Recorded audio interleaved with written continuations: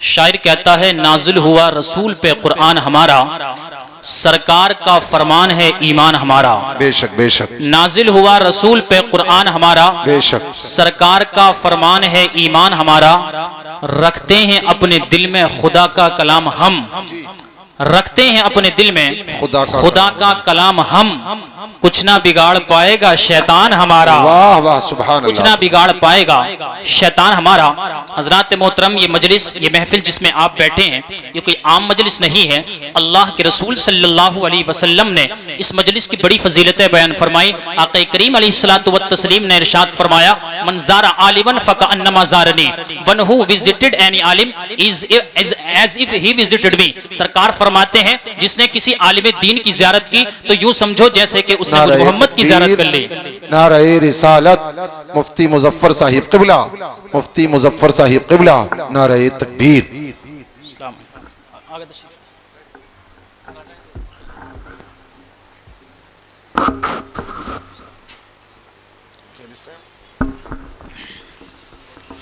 माशाअल्लाह हज़रात, मिंबर नूर पर आप देख रहे हैं उस्ताद मोहतरम जामे माकुलात मनकुलात हज़रत अल्लामा मुफ्ती मुजफ्फर हुसैन साहिब क़िबला मिसबाही तशरीफ लाए। आप ज़ियारत कीजिए और इन्हीं की ज़ियारत के ताल्लुक से मैं हदीस पढ़ रहा हूँ, मोहब्बत से बोलें सुभान अल्लाह। सुभान अल्लाह। ये हदीस पढ़कर मैं अपना गुफ्तगू शुरू करता हूँ। हुजूर फरमाते हैं, मन ज़ारा आलिमन फकअन्नमा ज़ारनी, जिसने किसी आलिम दीन की ज़ियारत की तो ऐसे समझो जैसे उसने मोहम्मद की ज़ियारत कर ली। हुजूर फरमाते हैं, मन साफहा आलिमन फकअन्नमा साफहनी, जिसने किसी आलिम दीन से मुसाफा कर लिया तो ऐसे समझो जैसे उसने मुझ मोहम्मद से मुसाफा कर लिया। मन जालसा आलिमन फकअन्नमा जालसनी, ये जो बाहर लोग घूम रहे हैं गौर से सुने हदीस पाक को। हुजूर फरमाते हैं, मन जालसा आलिमन फकअन्नमा जालसनी, जो किसी आलिम दीन की मजलिस में बैठा तो यूं समझो जैसे वो मेरी मजलिस में बैठा। वमन जालसनी फकद अजलसहुल्लाहु यौमल क़ियामति फिल जन्ना, और जो मेरी मजलिस में बैठा सरकारे करीम उसको तमगा देते हैं, उसको इनाम देते हैं। आका फरमाते हैं, जो मेरी मजलिस में बैठा कल कयामत के दिन अल्लाह रब्बुल इज्जत जन्नत में उसको मेरे साथ में बिठाएगा। वाह वाह वाह सुभान अल्लाह सुभान अल्लाह। अब मर्जी आपकी, रोड पे घूमो या जन्नत में बैठो, ये तो अपने अपने नसीब की बात है। मैं तो खैर किसी पे कोई कमेंट नहीं करता, सीधे अपने गुफ्तगू शुरू करता हूँ। मोहब्बत से बोलें सुभान अल्लाह। सुभान अल्लाह। कुरान मजीद की जिस आयत पाक को मैंने तिलावत किया, अल्लाह जल्ल मजदूहु कुरान मजीद बुरहान रशीद में इरशाद फरमाता है, वक़ुर रब्बि ज़िदनी इल्मा। अल्लाहु अकबर। अल्लाह के रसूल अलैहिस्सलातु वस्सलाम के बारे में कौन नहीं जानता, कायनात में उनसे बड़ा कोई आलिम पैदा न हुआ। अल्लाह रब्बुल इज्जत ने हुजूर से फरमाया वअल्लमका मा लम तकुन तालम, ए महबूब हमने तुम्हें वो सब कुछ सिखा दिया जो तुम ना जानते थे। अल्लाहु अकबर। मुस्तफा करीम अलैहिस्सलातु वस्सलाम को अल्लाह रब्बुल इज्जत ने मा काना व मा यकून का इल्म अता फरमाया। जो कयामत तक होने वाला है वो सबको मुस्तफा अलैहिस्सलातु वस्सलाम को बता दिया गया। मिंबर नूर पर एक मर्तबा मेरे आका अलैहिस्सलातु वस्सलाम तशरीफ फरमा हुए और इरशाद फरमाने लगे, जो मुझसे पूछना चाहते हो पूछ लो, जो पूछना चाहते हो पूछ लो। रिवायत में आया है, हुजूर पाक अलैहिस्सलातु वस्सलाम ने हुजूर अलैहिस्सलातु वस्सलाम से किसी ने पूछा, सरकार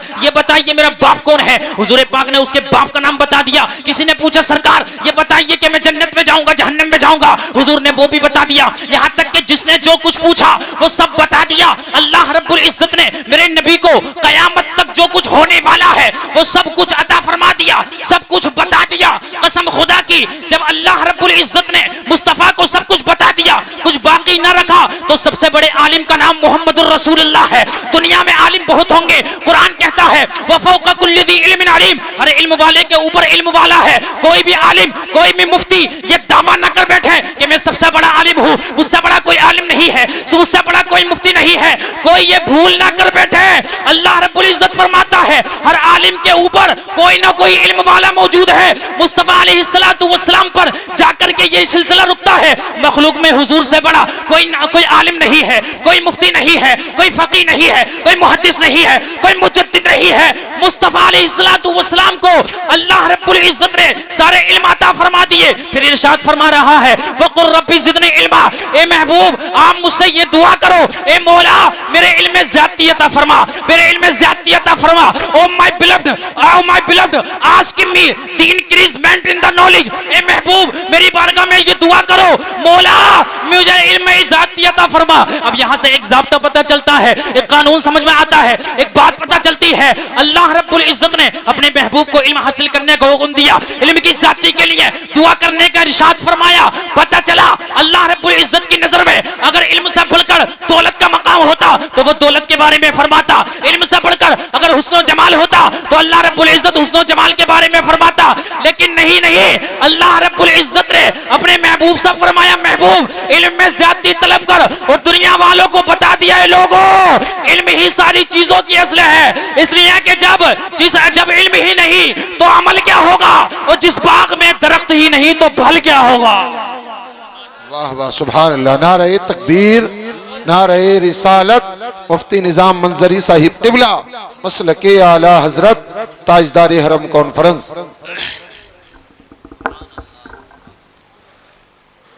बोले जरा सुभान अल्लाह। हजरात, आक़ा करीम अलैहिस्सलातु वत्तस्लीम ने, अल्लाह रब्बुल इज्जत ने हुजूर को इरशाद फरमाया, महबूब उससे दुआ करो। हालांकि हुजूर को अल्लाह रब्बुल इज्जत ने सब कुछ अता फरमा दिया, लेकिन तालीम उम्मत के लिए, उम्मत को ये बताने के लिए कि इल्म बहुत जरूरी है। हर मुसलमान पर इल्म सीखना फर्ज है। हदीस पाक में हुजूर फरमाते हैं, तलबुल इल्मी फरीदतुन अला कुल्ली मुस्लिम। हर इस्लाम वाले पर, चाहे वो मुसलमान मर्द हो या औरत हो, उस पर इल्म दीन का सीखना फर्ज है। ये मदरसे हमें क्या देते हैं, ये मदरसे हमें क्या बताते हैं? कसम खुदा की, मदरसे नहीं थे तो लोगों को खाने का तरीका नहीं आता था। ये मदरसे नहीं थे, चलने का सलीका नहीं आता था। इन मदरसों ने जिंदगी जीने का शऊर बख्शा है, और ये हकीकत है। इस्लाम की बका मदरसों से है। मस्जिद के मीनार में तुम 4 लाख लगा दो, 5 लाख लगा दो, मस्जिद के मिंबर में जितने चाहो पैसे लगा दो, लेकिन मस्जिद का मिंबर तुमको ये नहीं बताएगा कि गुस्ल में कितने फर्ज है, गुस्ल में कितने फर्ज है, वुजू में कितनी सुन्नतें हैं। ये तुमको मस्जिद का मिंबर ना बताएगा, मस्जिद की मीनार नहीं बताएगी। अगर ये पूछना है तो तुम्हें मदरसे के बच्चे के पास आना पड़ेगा। अब वो बच्चा चाहे मुदर्रिस की सूरत में हो, चाहे इमाम की सूरत में है, या आलिम की सूरत में हो, मुकर्रिर की सूरत में हो, अगर मसला पूछना है, शरीयत को जानना है, तो ना मस्जिद का मेहराब बताएगा, न मस्जिद का मीनार बताएगा, बल्कि इसी मदरसे से पढ़कर फालिग होने वाला कोई बच्चा बताएगा।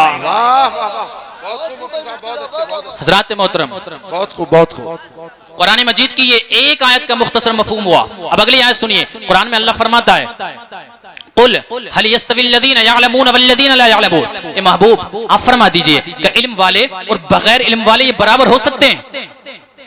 जिन्होंने इल्म दीन हासिल किया वो, और जिन्होंने कभी मदरसे की तरफ रुख न किया वो, क्या बराबर हो सकते हैं?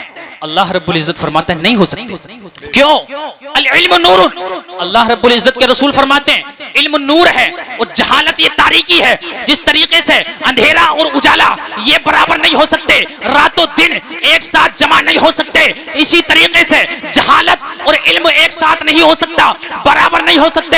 हज़रात मोहतरम, उलमा का मकाम मत पूछिए। उलमा को तो अल्लाह रब्बुल इज्जत के रसूल ने इतनी बड़ी पोस्ट दे दी कि दुनिया की सारी पोस्टें उसके कदमों में पड़ी नजर आती है। सरकार फरमाते हैं, उलमा उम्मती का अंबिया बनी इसराइल, मेरी उम्मत के उलमा बनी इसराइल के नबियों की तरह है। अल्लाह अल्लाह, बहुत बड़ी बात हुजूर ने इरशाद फरमा दी। आखिर उम्मत मोहम्मदिया के ये उलमा बनी इसराइल के नबियों की तरह कैसे हुए? तो जरा सोचो, जब हुजूर पाक अलैहिस्सलातु वस्सलाम की ज़ाहिरी विसाल का वक्त आया तो अब एक सवाल पैदा हुआ, एक जहन में एक सवाल ने गर्दिश की, और वो सवाल ये था कि अब हुजूर जा रहे हैं, हुजूर के बाद किसी नबी ने नहीं आना है, हुजूर के बाद अब कोई नबी नहीं हो सकता है। इसलिए कि कुरान मजीद में अल्लाह रब्बुल इज्जत ने इरशाद फरमाया, मा कान मुहम्मदुन अबा अहदिम मिन रिजालिकुम वलाकिन रसूलुल्लाहि व खातमुन नबिय्यीन। मोहम्मद तुम में से किसी के बाप नहीं, लेकिन वो अल्लाह के रसूल है और सबसे आखिरी नबी है। हदीस पाक में हुजूर फरमाते हैं, अना खातमुन नबिय्यीन ला नबिय्य बादी, मैं सबसे आखिरी नबी हूँ, मेरे बाद कोई नबी दुनिया में नहीं आएगा। जब नबी दुनिया में नहीं आएगा तो अभी इस्लाम का सिस्टम आगे कैसे चलेगा,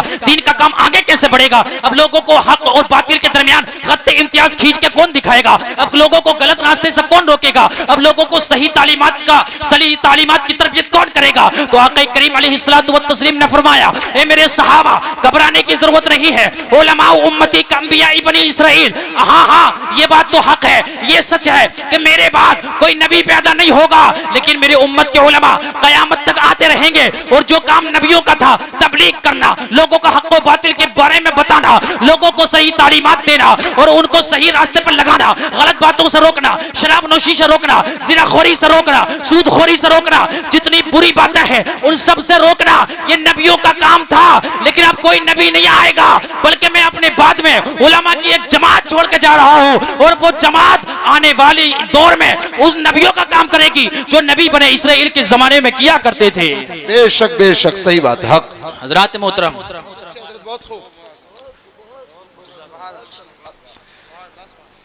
हजरात आक़ा करीम अलैहिस्सलातु व तस्लीम ने इल्म की फजीलत बयान फरमाते हुए इरशाद फरमाया, हुजूर फरमाते हैं कुन आलिमन औ मुतअल्लिमन औ मुस्तमिअन बिही औ मुहिब्बन मिनहु वला तकुन खामिसा फतहलिक। आक़ा करीम अलैहिस्सलातु व तस्लीम फरमाते हैं या तो आलिम बन जाओ, आलिम ना बनो तो तालिबे इल्म बन जाओ, तालिबे इल्म ना बनो तो कम से कम आलिमों की बातें सुनने वाले बन जाओ। और अगर आलिमों की बातें ये सुनने वाले भी नहीं बन सकते, औ मुहिब्बन मिनहु, सरकार फरमाते हैं उलमा से मोहब्बत करने वाले बन जाओ। और अगर या रसूल जिंदा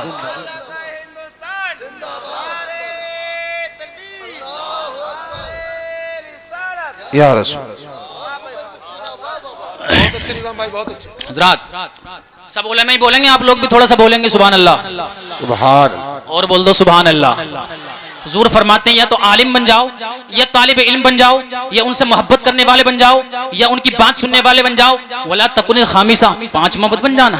और जरा गौर से सुने, ये बहुत चल रहा है, पांचवा मत बन जाना, वरना क्या होगा? फतहलिक, सरकार फरमाते हैं हलाक हो जाओगे, बर्बाद हो जाओगे, तबाह हो जाओगे। आखिर पांचवा कौन है? पांचवा वो है जो खुद तो दीन का काम करता नहीं, मदरसे को चंदा देता नहीं, लेकिन मदरसे की तरक्की देखकर जलता है, मदरसे की कामों में टांग अड़ाता है, इंटरफेयर करता है। कसम खुदा की याद रखो, हुजूर पाक अलैहिस्सलातु वस्सलाम का फरमान है, ये मैं अपनी तरफ से बयान नहीं कर रहा, हुजूर के ज़बाने अक़दस से निकल गया। फतहलिक, हलाक हो जाओगे। अगर किसी ने मुस्तफा के दीन के काम को रोकना चाहा तो दीन का काम तो रुकने वाला नहीं है, इसलिए कि इस्लाम दुनिया में न रुकने के लिए आया है न मिटने के लिए आया है। अगर मिटता तो जब मिट जाता, जब अमेरिका के जाहिलों ने कुरान करीम की तौहीन की थी, जब अमेरिका के बदबख्तों ने कुरान करीम में गोलियां मारी थी, वो ये समझ रहे थे कि कुरान करीम का एक नुस्खा, दो नुस्खे जला देंगे, उनमें गोलियां मार देंगे तो कुरान मिट जाएगा। लेकिन उन्हें कहां पता था मोहम्मद की उम्मत के बच्चे अगर आंख ना भी हो तो कुरान करीम हिफ्ज करके दिखा देंगे। वाह वाह सुभान अल्लाह, नारे तकबीर, जोर से बोले नारे रिसालत। मुफ्ती निजाम मंजरी साहिब क़िबला मसलके आला हजरत। हजरात हुजूर पाक अलैहिस्सलातु वस्सलाम ने एक हदीस में फरमाया, मन खरजा फी तलबिल इल्मी फहुव फी सबीलिल्लाहि हत्ता यरजिअ। मेरे तमाम असातिज़ा इकराम मौजूद हैं, इनकी बारगाह में दस्त बस्ता अर्ज ये है, कहीं खता पाएं तो फौरन इस्लाह करने के हकदार हैं। हजरात मोहतरम, हुजूर फरमाते हैं जो इल्म दीन तलब करने निकला तो वो अल्लाह के रास्ते में जी, जब तक वो वापस ना आ जाए वो अल्लाह के रास्ते में, उसकी किफालत अल्लाह रब्बुल इज्जत इंतजाम फरमाता है। हजरात वैसे आपने देखा होगा, आप अपने घरों के अंदर सर्दी का मौसम है, जाड़े का मौसम है, अगर बच्चा छोटा हो तो रात में माँ कई बार उठकर देखती है, अगर बच्चा खुला हुआ मिल जाए माँ की ममता को प्यार आ जाता है, वो तड़प जाती है, बच्चे की चादर कई मर्तबा संवारती है। लेकिन कसम खुदा की तुमने देखा होगा इन मदरसे में पढ़ने वालों को, ये छोटे छोटे बच्चे जो अपनी माँ की ममता को छोड़ के आए हैं, बहनों के प्यार को छोड़ के आए हैं, घरवार को छोड़ के आए हैं, सारे खानदान को कुर्बान करके मस्जिद मदरसे में आ गए हैं। कसम खुदा की जब ये रात को सोते हैं, जमीन होती है, तुम्हारे घरों की तरह आलीशान बेड नहीं होते हैं, तुम्हारे घरों की तरह आलीशान चारपाइयां नहीं होती है, ये जब सोते हैं जमीन पर सोते हैं। लेकिन कसम खुदा की तुमने कभी ना सुना होगा कि मदरसे का कोई बच्चा ठंड की वजह से ठुठुर कर मर गया हो, उसने जान अपनी कुर्बान कर दी हो। नहीं नहीं, ऐसा नहीं होता। हजरात मोहतरम, वजह क्या है? अगर घर में बच्चा रहे, उसको हल्की सी सर्दी लग जाए तो उसकी तबीयत अलील हो जाती है, तबीयत खराब हो जाती है। लेकिन मदरसे का बच्चा अगर इस सारी रात बगैर चादर के भी पड़ा रहे, उसको पता नहीं चलता, ठंडी जमीन है, ठंडी ऊपर से हवाएं चल रही हैं, लेकिन उसकी तबीयत खराब नहीं होती। वजह यह है, सरकार ने फरमाया जो इल्म दीन हासिल करने निकलता है वो अल्लाह के रास्ते में रहता है, और जो अल्लाह के रास्ते में रहता है उसकी हिफाजत भी अल्लाह रब्बुल इज्जत फरमाता। हजरात कुछ लोग सोचते हैं कि मदरसे तो सिर्फ हमारे चंदे से चल रहे हैं, अगर हम चंदा ने तो मदरसे ही ना चले, ऐसा नहीं है। हजरत इमाम जौजी रहमतुल्लाह ताला अलैह अपनी एक किताब में एक वाक़या नकल फरमाते हैं। बहुत बड़े मुहद्दिस हजरत सय्यदना अबुल हसन फकी सफ़ाक रज़ियल्लाहु ताला फरमाते हैं कि हम अपने उस्ताद हसन बिन सुफियान रज़ियल्लाहु ताला अन्हु के पास पढ़ने के लिए गए। तो फरमाते हैं कि हुजूर हमारे उस्ताद मोहतरम जो थे, ये जो दोनों मैंने नाम लिए ये अपने वक्त के बड़े इमाम गुजरे। फरमाते हैं हम अपने उस्ताद के पास पढ़ने के लिए गए तो उस्ताद का तरीका ये था कि वो थोड़ा थोड़ा पढ़ाते थे, थोड़ा थोड़ा इमला कराते थे। हजरात मोहतरम एक दिन हमारे उस्ताद ने कहा, बेटा तुम अपने घर बार को छोड़कर, अपने माँ बाप को छोड़कर, बहनों का प्यार छोड़कर, भाइयों का साया छोड़कर, खानदान के लाड छोड़कर तुम यहाँ पर हाजिर हुए हो। तुमने ये बहुत बड़ी कुर्बानी दी है, लेकिन अपनी इस कुर्बानी को ये मत समझ लेना कि तुमने इल्मे दीन का हक हासिल कर दिया है, हक अदा कर दिया है, ये मत समझ लेना।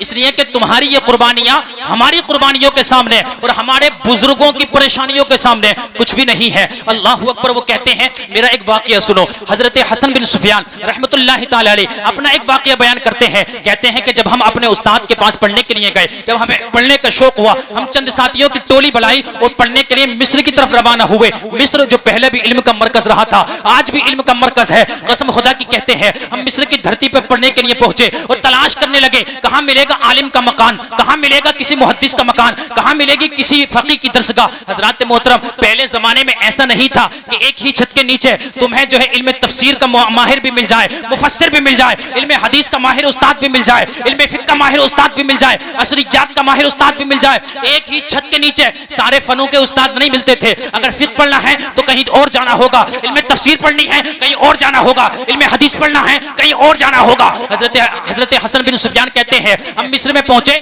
तो हमारे उस्ताद हदीसें लिखवाया करते थे, लेकिन वो हदीसें बहुत थोड़ी थोड़ी लिखवाते थे। अल्लाह अकबर कबीरा। अब वो हुआ क्या कि हम सफर करके गए थे और हमारे पास में खाने का थोड़ा सा साजो सामान था, जो गल्ला हम अपने घर से लेके गए थे वो गल्ला खत्म हो गया। अल्लाह अकबर। अब हमने सबने मशवरा किया, गल्ला खत्म हो गया, हमारा घर यहाँ से बड़ी दूर है, अब हम क्या करें, किससे मांगे और किसके दर पर भीख मांगे, किसके आगे हाथ फैलाएं। लिहाजा ऐसा करो कि अपने पास जो सामान है, अपने पास जो कपड़े हैं, अपने पास जो चादरें हैं, तो उनमें से जो जायद चादरें हैं, जो जायद कपड़े हैं उनको बेच देते हैं, उनके बदले में गल्ला हासिल कर लेते हैं और उससे अपना काम चला लेते हैं। हजरत हसन बिन सुफियान कहते हैं ऐसा ही हमने किया कि हमने अपने कुछ सामान बेच दिया, अपना कुछ कपड़े बेच दिए और उससे कुछ गल्ला खरीद लिया। अब वो गल्ला कुछ दिन तक तो किफायत करता रहा, आखिर में कुछ वक्त बाद में एक वक्त ऐसा भी आया कि वो गल्ला भी खत्म हो गया। अब वो गल्ला खत्म होने के बाद हजरत हसन बिन सुफियान कहते हैं कि हम पर फाके पे फाके होने लगे।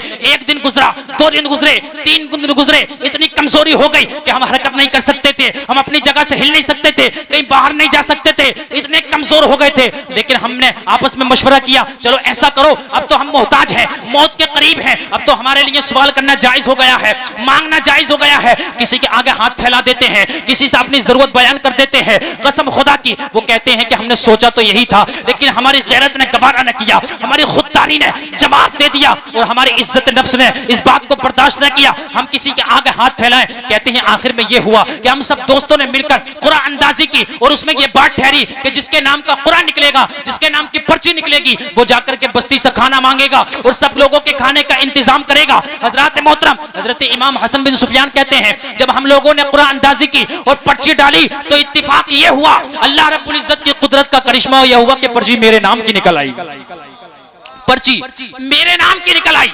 हजरत हसन बिन सुफियान कहते हैं मैं चाहता तो नहीं था, मेरी गैरत ने यह गवारा न किया कि मैं किसी की चौखट पर चला जाऊं, लेकिन अब चूंकि पर्ची निकल आई थी, वादा कर दिया था अपने साथियों से, लिहाजा मैंने मांगने तो न गया, मैंने क्या किया कि एक मुसल्ला उठाया, मुसल्ला उठाकर मस्जिद के एक कोने। नारे तकबीर, नारे रिसालत, मद्दाही रसूल नफीस अख्तर साहिब क़िबला, मद्दाही रसूल नफीस अख्तर साहिब क़िबला, ताजदार हरम कॉन्फ्रेंस, नारे तकबीर।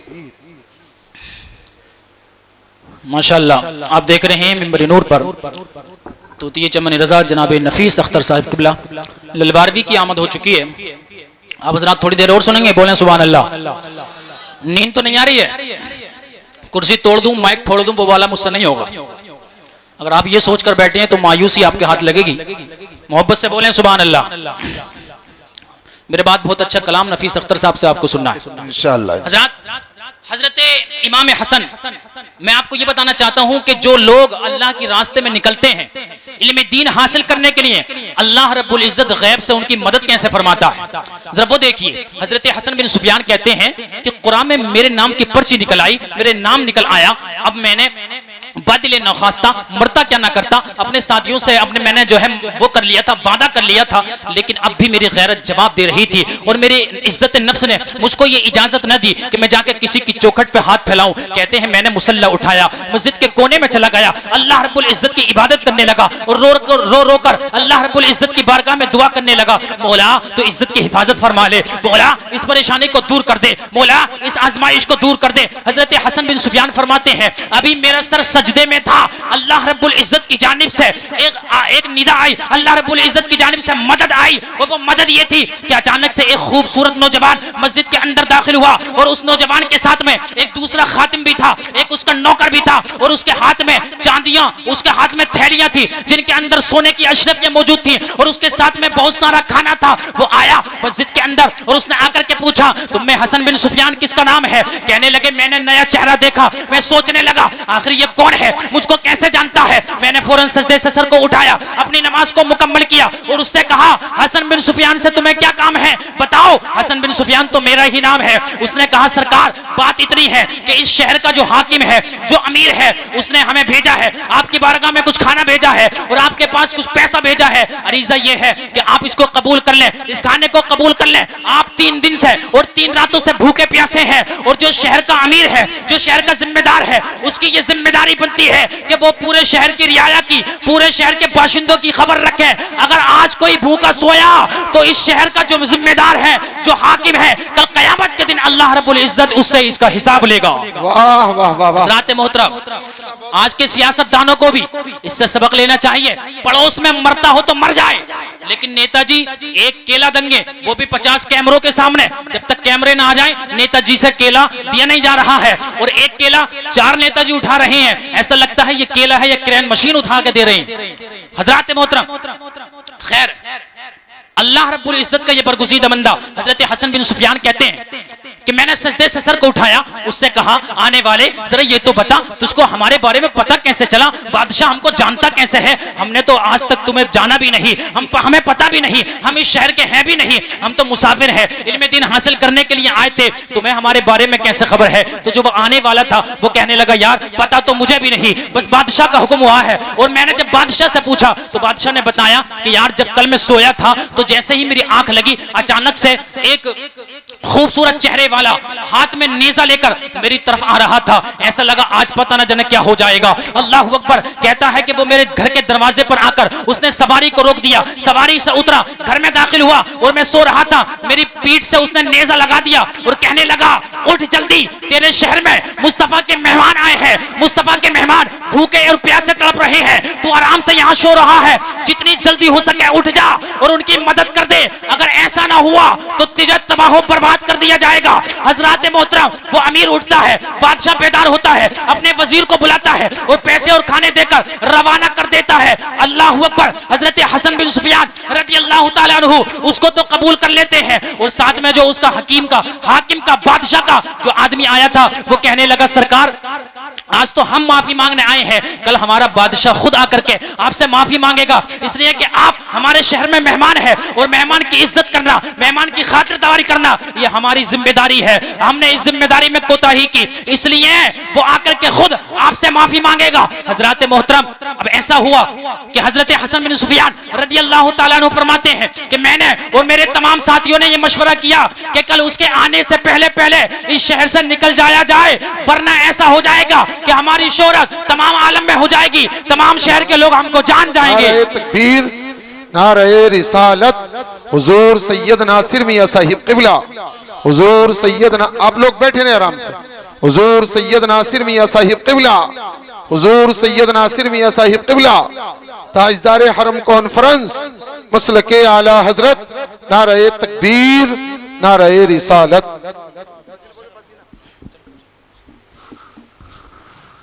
ये इस साइड में जो बाहर लोग खड़े हैं, मैं इनसे बता दूं, इधर जो कुर्सियां खाली हैं ये आप ही के लिए हैं, ठीक है।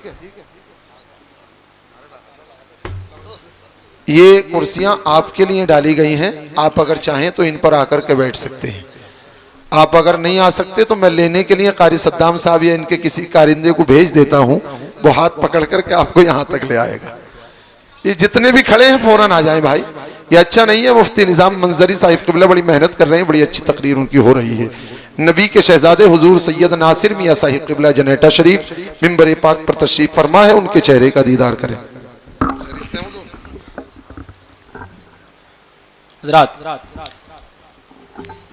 दुरूद पाक पढ़िए, अल्लाहुम्मा सल्ली व सल्लिम व बारिक अला सय्यिदिना व मौलाना मुहम्मदिन व बारिक व सल्लिम सल्लु अलैहि सलातु व सलामुन अलैका या रसूल अल्लाह। आप देख रहे हैं मिंबर नूर पर औलाद रसूल जिगर गोशे बतूल हुजूर सय्यदी डॉक्टर मोहम्मद नासिर मियाँ साहिब क़िबला खानकाह मुअज़्ज़मी जन्नत शरीफ, उस्ताज़ुल हफ़्फ़ाज़ क़ारी इंतज़ार हुसैन साहिब क़िबला, उस्ताद मोहतरम हज़रत अल्लामा मौलाना शब्बीर हुसैन साहिब क़िबला, वो जुमला अइम्मा अहले सुन्नत तशरीफ़ रखते हैं, इनके चेहरों की ज़ियारत कीजिए। अब मैं हज़रत के कदम को बोसा देकर अपनी गुफ्तगू आगे बढ़ाता हूँ। मोहब्बत से बोलें सुभान अल्लाह, सुभान अल्लाह। इतनी धीरे से बोलना है, इसका मतलब मैं अब तकरीर ख़त्म कर दूँ, बात पूरी कर दूँ। मोहब्बत से बोलें सुभान अल्लाह, सुभान अल्लाह। हजरत हसन बिन सुफियान रहमतुल्लाहि ताला अलैह के पास वो आदमी आया और कहने लगा, सरकार कर हमारा बादशाह खुद आकर के आपसे माफी मांगेगा। हजरत हसन बिन सुफियान चूंकि अल्लाह वाले थे, अल्लाह के वली थे, कहने लगे यार कल बादशाह जब हमारे पास आएगा, शहर का हाकिम जब हमारे पास आएगा तो लोगों को हमारा हाल पता चल जाएगा और फिर लोग हमारी बड़ी इज्जत करेंगे, बड़ा अदब करेंगे और बादशाह हमें एजाज से नवाजेगा, बादशाह इनाम से नवाजेगा, इकराम से नवाजेगा, तो सारे शहर में हमारी शोहरत हो जाएगी, सब लोग हमें जान जाएंगे, हमारा हाल सब पर मुनकशिफ हो जाएगा। अल्लाह अकबर। लेकिन जो अल्लाह के सच्चे वली होते हैं, अल्लाह रब्बुल इज्जत के बारगाह के बरगुज़ीदा होते हैं, वो कभी ये चाहते हैं कि हम सोशल मीडिया पर आए, वो कभी ये चाहते हैं हम लोगों की निगाहों के मरकज बने, वो तो हमेशा अपने को पर्दे में रखने की कोशिश करते हैं। कसम खुदा की, हजरत हसन बिन सुफियान रदियल्लाहु ताला अन्हु फरमाते हैं, हमने ये फैसला किया कि रात के अंधेरे में इस जगह को छोड़कर चल दिया जाए, इस शहर को खैराबाद कह दिया जाए। हम वहां से निकल भी गए और चल दिए और कभी भी उस शहर की जानिब वापस न हुए। हजरात मोहतरम, लेकिन अब पॉइंट जिस पर मैं आना चाहता था, जो मैं बताना चाहता था, अब सुनिए। वो तो निकल गए हजरत हसन बिन सुफियान और उनके साथी तो चले गए, लेकिन वो बादशाह जिसका नाम तुलून किताब में लिखा है, हजरत इमाम जोशी ने बयान फरमाया है, वो तुलून बादशाह सुबह होते ही वहां पर पहुंचा और पहुंचने के बाद जब उसने हाल मालूम किया तो पता चला कि जितने इल्म का दीन का इल्म पढ़ने वाले लोग थे वो तो रात ही में चले गए हैं, रात ही में शहर को छोड़ दिया है, इस जगह को खैराबाद कह दिया है। अब वो लौट कर इस जगह पर नहीं आएंगे, तो उसने क्या किया, उसने एक बड़ा अच्छा काम किया और काम ये किया कि जो हाँ वो मस्जिद थी और मस्जिद के इर्द गिर्द में जितने मकान थे सारे मकानों को खरीद डाला और उन मकानों को खरीद कर वहां पर उसने एक मदरसा बना दिया और मदरसे का सारा खर्चा अपनी जिम्मे पे ले लिया और ये ऐलान कर दिया, आज के बाद जितने भी लोग इसमें पढ़ेंगे, इल्मे दीन हासिल करेंगे, सबकी खाने की जिम्मेदारी, सबकी रहने की जिम्मेदारी आज से तुलून के जिम्मे है। वाह वाह, सुभान अल्लाह, सुभान अल्लाह। नारे तकबीर, नारे रिसालत। मुफ्ती निजाम मंजरी साहिब क़िबला मसलके आला हजरत।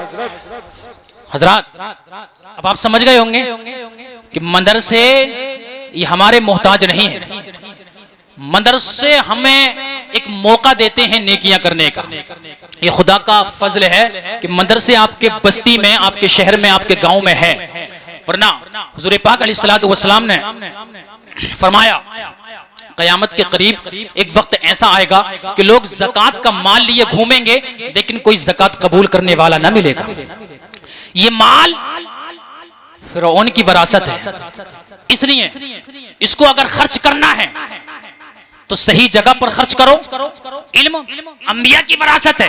आका करीम अलैहिस्सलातु व तस्लीम ने फरमाया, अल उलमाउ वरसतुल अंबिया, उलमा अंबिया के वारिस हैं, यानी जो काम पहले नबी करते थे अब वो काम करने की जिम्मेदारी यानी तबलीग की जिम्मेदारी, अहकाम पहुंचाने की जिम्मेदारी, लोगों को गलत रास्ते से रोकने की जिम्मेदारी अब किसी और की नहीं बल्कि इन उलमा के सर पे ये सेहरा सजा है, इन उलमा की जिम्मेदारी है। हजरात मोहतरम, अब आपकी जिम्मेदारी ये है उलमा का ख्याल रखें, मदरसे का ख्याल रखें, पढ़ने वाले बच्चों से सच्ची मोहब्बत करें। मुझे बड़ी खुशी हुई जब कारी सद्दाम साहब ने बताया कि हमारे मोहल्ले वाले बहुत ख्याल रखते हैं, बच्चों को खाना भी खिलाते हैं और वक्त वक्त पर ताउन भी करते हैं, होना भी चाहिए।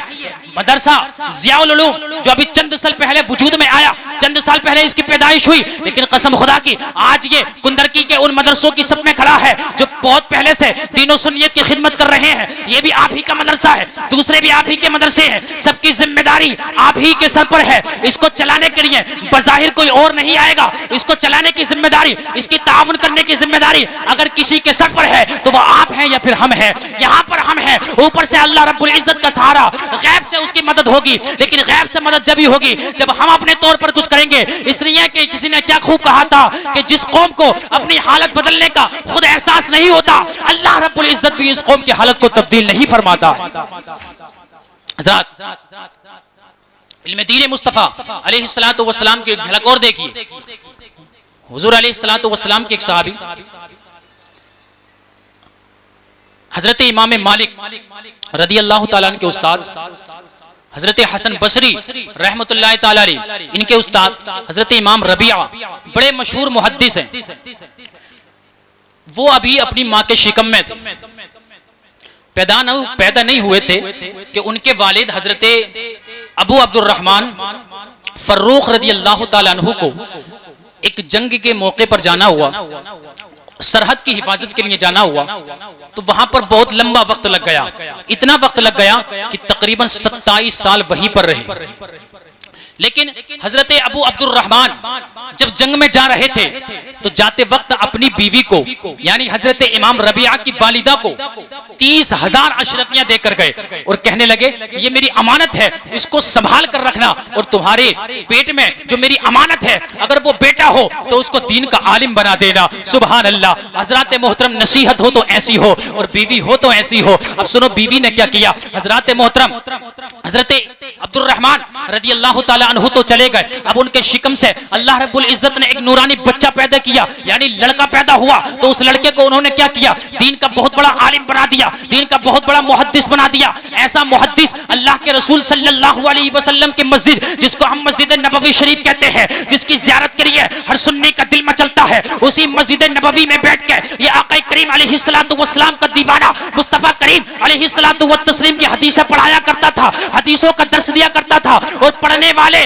कोई आम आदमी नहीं होते थे, बल्कि पढ़ने वाला कोई इमाम मालिक बनता है, पढ़ने वाला कोई हसन बसरी बनता है, पढ़ने वाले बड़े बड़े जलील कद्र उलमा बनते हैं। हजरत मोहतरम ऐसे ही नहीं, इमाम हजरत रबिया रदी अल्लाह ताला अन्हु जब मस्जिद नबवी में बैठकर हदीसें पढ़ाया करते थे, एक नूरानियत छाया करती थी। कसम खुदा की अब वक्त गुजरता गया, वक्त गुजरता गया। एक वक्त वो आया तकरीबन 27 साल के बाद में हजरत अब्दुर रहमान जो अपनी बीवी को 30,000 अशरफियां देकर गए थे और ये वसीयत और ये नसीहत करके गए थे कि मैं जा रहा हूं, अगर तेरे पेट से जो मेरी अमानत है अगर ये बेटा हो तो इसको दीन का आलिम बना देना। जब वो 27 साल के बाद वापस आते हैं, अपने दरवाजे पे सवारी को रोका और उनके साथ में हथियार भी थे, चूंकि वो जंग से वापस आ रहे थे, हथियार लेकर के अपने घर में दाखिल हुए तो क्या देखा, एक नौजवान बड़ा खूबसूरत है, बड़ा हसीनो जमील है, कदो कामत बड़ा अच्छा है, हजरत अब्दुर रहमान के घर में मौजूद है। हजरत अब्दुर रहमान ने उसको देखा तो कहने लगे कि तेरी हिम्मत कैसे हुई मेरे घर में आने की,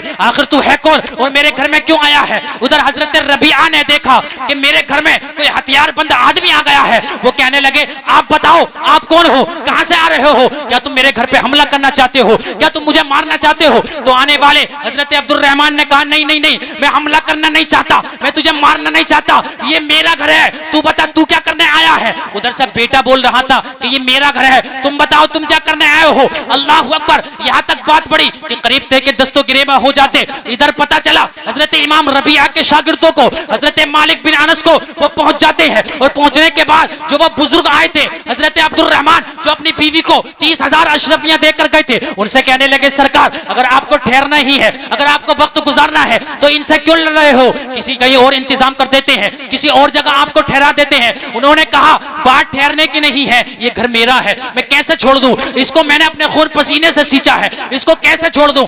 हजरत रबिया कह रहे हैं कि ये घर मेरा है। आखिर वजह क्या है कि न ये उनको पहचान रहे हैं, न वो उनको पहचान रहे हैं, न बाप बेटे को पहचान रहा है, न बेटा बाप को पहचान रहा है। वजह ये थी कि बेटे के पैदा होने से पहले बाप तो जंग में चले गए थे, अब आए हैं तो बेटा पूरा जवान हो गया है, बेटे को कभी देखा तो ही नहीं, आखिर पहचानते कैसे। खैर ऐसा हुआ, दोनों में बात चल रही थी, तकरार चल रही थी, बहस चल रही थी कि हजरत अब्दुल रहमान की बीवी हजरत इमाम रबिया की वालिदा जो पर्दे के पीछे से ये सारी बातें सुन रही थी और देख रही थी, उन्होंने जब देखा कि आने वाला कोई और नहीं है बल्कि मेरा शोहर है और घर में रहने वाला कोई और नहीं है बल्कि वो मेरा लख्ते जिगर है, मेरा बेटा है, उन्होंने कहा अरे सुनो लड़ने की जरूरत नहीं है, ये आने वाले रबिया कोई गैर नहीं है बल्कि तुम्हारे वालिद हजरत अब्दुल रहमान हैं। हजरत अब्दुल रहमान है। अब हजरत अब्दुल रहमान घर में आए, दोनों बाप बेटों ने गले मिला और गले मिलने के बाद मुआनका करने के बाद दोनों बाप बेटे सुकून से बैठे। हजरत इमाम रबिया का वक्त हो चुका था, वो मस्जिद में चले गए दरस हदीस देने के लिए, हदीस पढ़ाने के लिए, अब वो मस्जिद में चले गए। हजरत अबू अब्दुल रहमान बैठे थे, उन्होंने अपनी बीवी से पूछा बीवी साहिबा मैं जंग में जाते वक्त 30,000 अशरफियां आपको देकर गया था, उनका क्या किया। बीवी बड़ी समझदार थी, बीवी कहने लगी सरकार आपको अशरफियां चाहिए, आपके अशरफियां मैंने संभाल कर रखी हैं, पहले आप थोड़ा आराम कर लीजिए। अल्लाह अकबर। इतने में आराम कर रहे थे, नमाज का वक्त आ गया। अब मस्जिद नबवी हाजिर हुए। मस्जिद नबवी में जब पहुंचे तो क्या देखा कि एक बड़ा सा हुजूम लगा हुआ है, एक बड़ा सा हल्का लगा हुआ है, कोई पढ़ाने वाला सर को नीचे झुकाकर मुस्तफा की हदीसें पढ़ा रहा है और पढ़ने वाले बड़े शौक से पढ़ रहे हैं। अल्लाह अल्लाह। कोई पढ़ने वाला इमाम मालिक है, कोई पढ़ने वाला हसन बसरी है। इन्होंने जाकर के चुपके से पूछा आखिर ये तो बताओ ये पढ़ाने वाला खुशनसीब कौन है जो मुस्तफा की मस्जिद में बैठकर मुस्तफा की हदीसें पढ़ा रहा है। तो किसी कहने वाले ने कहा इनका नाम रबिया बिन अबू अब्दुल रहमान है। अल्लाह अकबर। इतना सुना तो कहने लगे अच्छा ये मेरा लख्ते जिगर है, मेरा बेटा है जो मुस्तफा की मस्जिद में बैठकर मुस्तफा की हदीसें पढ़ा रहा है। हजरात मोहतरम ये बात आपको मालूम होगी, जिनके माँ बाप यहाँ मौजूद है, जिन बच्चों की दस्तार है, आज उनके दिल की खुशी का आलम न पूछिए। माँ का दिल अलग मचल रहा होगा, बाप का दिल अलग मचल रहा होगा, और बाप तो खुशनसीब है, माँ उसकी इतनी खुशनसीब है। अल्लाह अल्लाह। हाफिज कुरान के बारे में तो फरमाया गया जब कयामत का दिन होगा तो हाफिज के सर पर एक ताज सजाया जाएगा, ऐसा ताज जिसकी रोशनी चांद की तरह होगी, सुभान अल्लाह। और उसके वालिदैन को ऐसा लिबास पहना जाएगा जिसको लिबास को देखकर अहले महशर पूछेंगे ये कौन लोग हैं, इनको इतना मर्तबा क्यों मिला है, इनको इतना अच्छा लिबास जन्नती लिबास क्यों पहनाया गया। तो कहने वाला कहेगा ये कोई आम लोग नहीं है, ये मुस्तफा की उम्मत के वो लोग हैं जिन्होंने अपने सीनों में, अपने बच्चों के सीनों में अल्लाह रब्बुल इज्जत की मुकद्दस किताब को महफूज कर दिया था। हजरात मोहतरम नारे तकबीर, नारे रिसालत, ताजदारे हरम कॉन्फ्रेंस मुफ्ती निजाम मंजरी साहिब क़िबला, नारे तकबीर। हजरात मेरा वक्त आखिर की तरफ जा रहा है, आप हजरात थोड़ी देर और बर्दाश्त कर लेंगे तो फिर बोलें सुभान अल्लाह। अब हजरत अबू अब्दुल रहमान रदी अल्लाह ताला अन्हु वहां से पूछा कि हदीस पढ़ाने वाला कौन है। किसी ने बताया इनका नाम रबिया बिन अबू अब्दुल रहमान है। पता चला यार ये तो मेरा ही बेटा है। अब आप सोचें अगर आपका बेटा यहां बैठकर तकरीर करेगा या कुछ पढ़ेगा तो यकीनन आपको खुशी तो होगी। हर बाप चाहता है वो खुद पढ़े या ना पढ़े, लेकिन वो चाहता है मेरी औलाद मुझसे आगे निकल जाए। इस दुनिया में सिर्फ दो ही इंसान ऐसे हैं जो चाहते हैं कि मेरे बाद में आने वाला मुझसे काबिल बन जाए, मुझसे आगे निकल जाए। एक बाप है और दूसरा रूहानी बाप जिसको हम उस्ताद कहते हैं। उस्ताद खुद आगे ना बढ़ा, हाफिज कुरान है, कारी कुरान है, लेकिन उसकी दिल की तमन्ना यह होती है कि मेरे मदरसे का पढ़ने वाला हर बच्चा सिर्फ हाफिज ना रह जाए बल्कि आलिम बनके, मुफ्ती बनके मसलक आला हजरत की तरवीज में लग जाए। हज़रात मोहतरम, बीच में अपनी गुफ्तगू तो मैं पूरी करूंगा, अब परेशान ना हो, लेकिन बात आ गई जहन पे तो मैं कह देता हूं, अगर इनके माँ बाप यहाँ मौजूद हैं तो उनसे हाथ जोड़कर मेरी इतनी ही गुजारिश है कि ये हाफिज बन गए, मुबारक हो, जन्नती ताज इनको मुबारक हो, जन्नती लिबास तुमको मुबारक हो, अल्लाह पाक तुम्हें सलामत रखे, तुम्हारी हिम्मत को सलाम, तुम्हारी जुर्रत को सलाम। लेकिन एक बात याद रखना, यहीं पर इनकी तालीम मत रोक देना, हिफ्ज से आगे बहुत मंजिलें हैं अभी। हज़रात मोहतरम, हिफ्ज के बाद क़िरात भी है, मौलवियत भी है, आलिम भी है, फाजिल भी है, मुफ्ती भी है, इसके आगे बहुत सारी पढ़ाइयां हैं, यहीं पर मर्द रोक देना, इसलिए कि अभी तो इन्होंने कुरान अजीम को सिर्फ ज़बानी रटा है, कुरान करीम का मतलब समझने के लिए इनको आलिम दीन बनना पड़ेगा। और कुरान का मजा तभी है, कुरान पढ़ने का मजा तभी है जब कुरान का मतलब, उसका मीनिंग हमारी समझ में आए। हजरत मोहतरम, अब चलिए, हजरत अबू अब्दुर्रहमान अपने घर पहुंचे।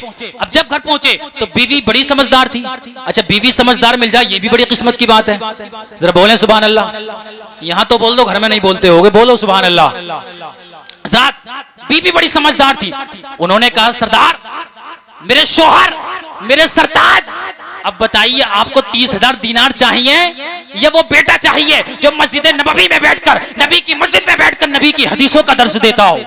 हजरत मोहतरम, हजरत अबू अब्दुर्रहमान रदियल्लाहु ताला अन्हु ने जब इतना सुना तो कहने लगे, ए मेरी शरीक हयात, ए मेरी ज़ौजे मोहतरमा, मुझे 30,000 अशरफिया नहीं चाहिए, बल्कि 30,000 अशरफियों से बेहतर मुझे मेरे बेटे की इज्जत चाहिए, मुझे फख्र है, मुझे नाज है मेरे बेटे पर। मेरा बेटा कोई आम आदमी नहीं है, बल्कि मुस्तफा की मस्जिद में बैठकर मुस्तफा की हदीसों को पढ़ाता है।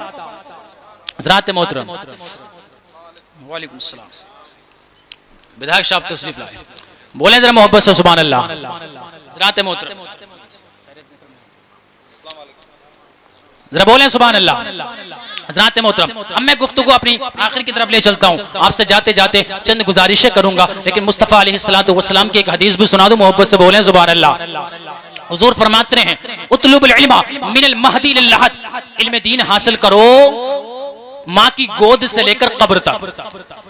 हजरात मोहतरम, किसी से कहा जाए यार पढ़ लो, मदरसे में पढ़ लो, कुछ तालीम हासिल कर लो, अपनी नमाजों के मसाइल जान लो, तो लोग क्या कहते हैं, बड़ी आसानी से कह देते हैं, हजरत क्या करें, अब तो शादी हो गई, पढ़ने का वक्त ना रहा। यार तुझे शादी पढ़ाई से मना कब करती है? पढ़ने के लिए कोई कुआरा होना जरूरी नहीं है, बच्चा होना जरूरी नहीं है। याद रखो, इल्म दीन हासिल करना हर मुसलमान पर फर्ज है।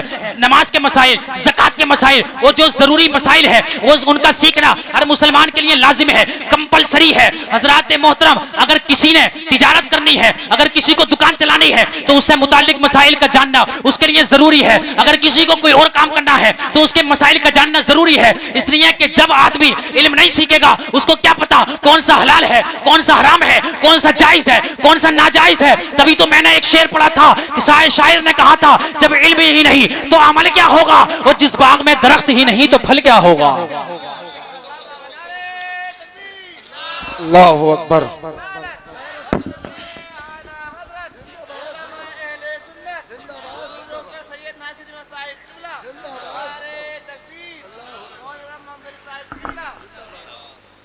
हजरात मोहब्बत से बोलें सुभान अल्लाह।